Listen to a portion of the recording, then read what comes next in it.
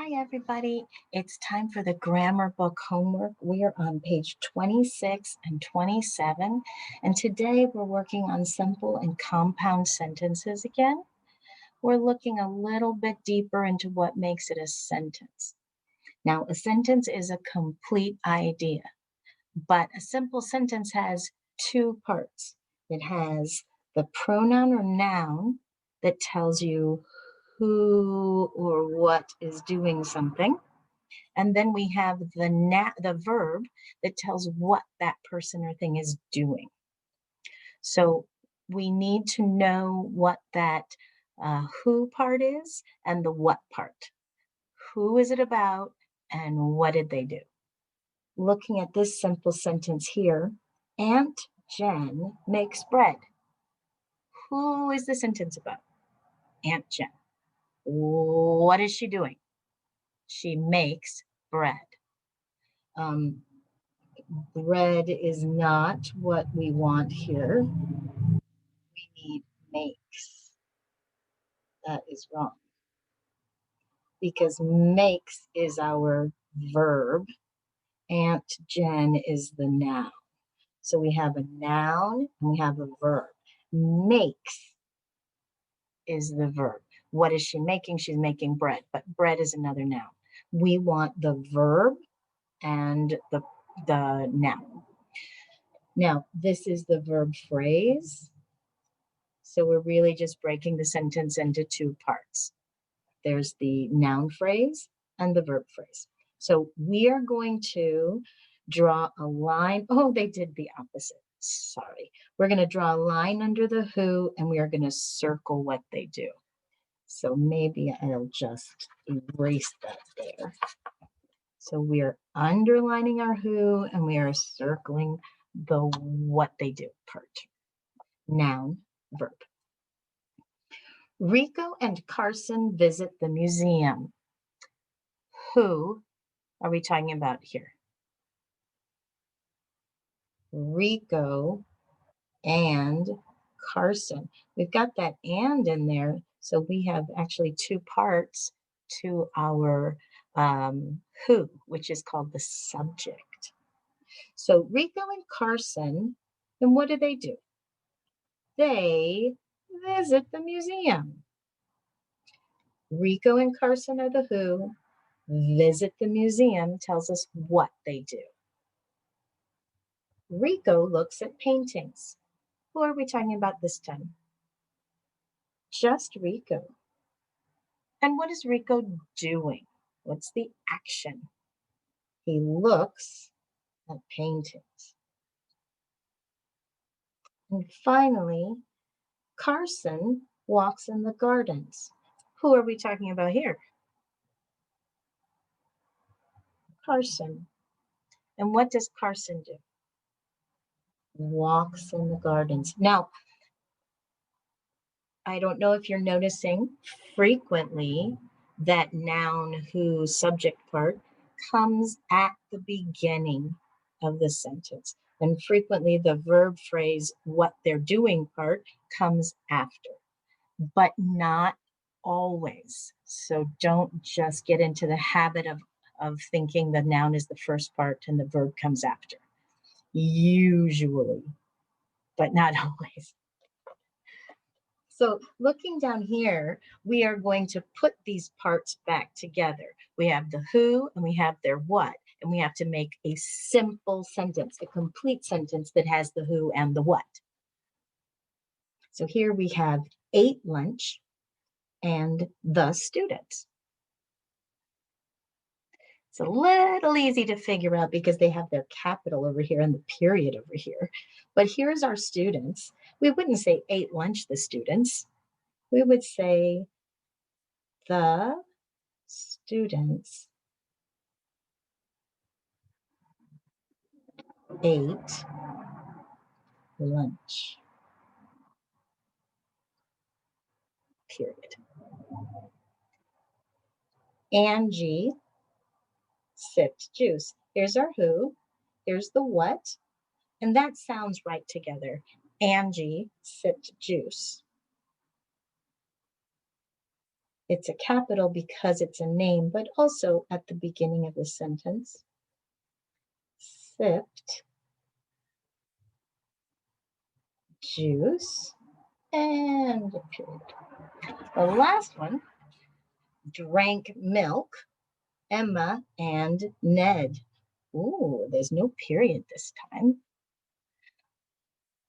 But does it make sense in this order? Drank milk, Emma and Ned. Or Emma and Ned drank milk. Ah, that sounds right. So we're going to start here. This is our who, Emma and Ned. And then come back here for the what did they do part. Drank milk.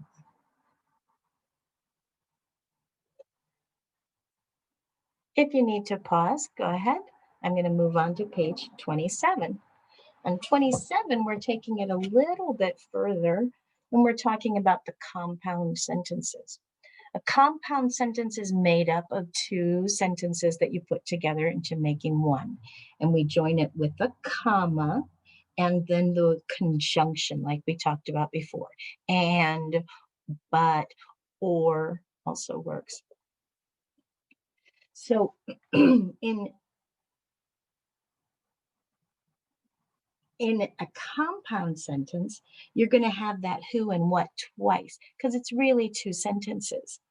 Ella dropped the vase. The vase broke. Here, we're talking about Ella, and this is what she did. The vase broke. We're talking about the vase, and this is what it did. When we put it together now, we have one sentence, but we have two of the subject nouns, and we have two verbs. All right? So when we're looking at these sentences down here, each of them has to be a complete sentence in its own right. So when we put it together to make it a compound sentence, otherwise it's something else. So we're going to use the word and or but and a comma to put these together into one compound sentence. Luke reads. We listen. Probably and makes the most sense there. Luke reads. Instead of a period, we're going to put our comma and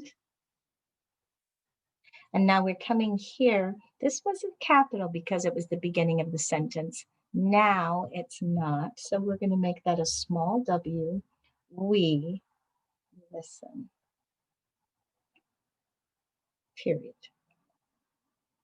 So we took out a period, we put in a comma and our conjunction, and then we change that to a small letter, lowercase. Let's do it again. The story is short. It is funny. We could probably use and or but there. I think of it as a but. The story is short, but it's funny. So I'm going to start with my capital. The story is short. Instead of a period, I'm going to put the comma, but, and again, I need to change that from a capital to a lowercase. But it is funny. Period. We laugh, we clap. Starting with a capital at the beginning of the sentence, we laugh. Then I need what? A comma. We're going to put in our conjunction. This time I'm thinking and. We laugh and, lowercase now, we clap. The day is cold, the sun is out. A lot of times when we think of the sun being out, we don't think of it as being cold. We think the sun makes things warm. So this is probably a good place for but to be the conjunction. The day is cold, but the sun is out.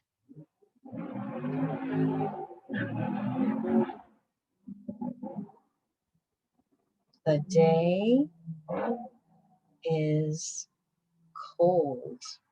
What do I need? Comma, but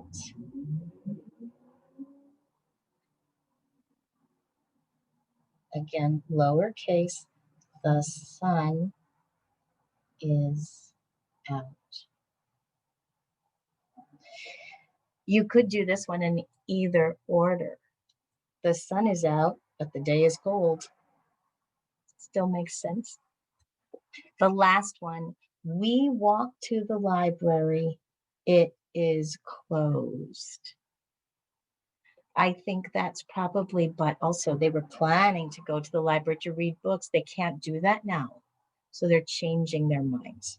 So we're starting again, capital. We walk to the library. And then we put, comma. I think this time also the conjunction should be but. And then remember lowercase. It is closed. Good job, everybody. Pause if you need time to catch up, and I'll see you next time.